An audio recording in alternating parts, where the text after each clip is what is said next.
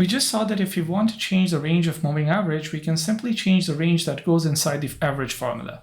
But in real scenarios, you often don't want to use the same moving average length for every product. For example, you may want to use 3-month moving average for some SKUs, a 6-month moving average for others, and 12-month moving average for the rest of the portfolio. And when you're working with many SKUs, changing the ranges of the average formula for each and every SKU one by one could be quite tedious and time-consuming. This is where some level of automation in Excel can become very powerful.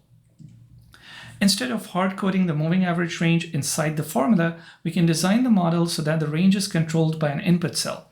That way, when you change the input, say from 3 months to 6 months, the moving average calculation automatically adjusts.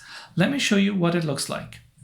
Here in this model, on the right-hand side in column AA, I have an input cell where we need to define the moving average range.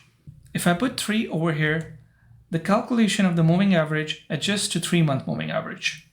If I put 6, the calculation automatically adjusts to a 6-month moving average. If I put 12, it will show us 12-month moving average, and so on.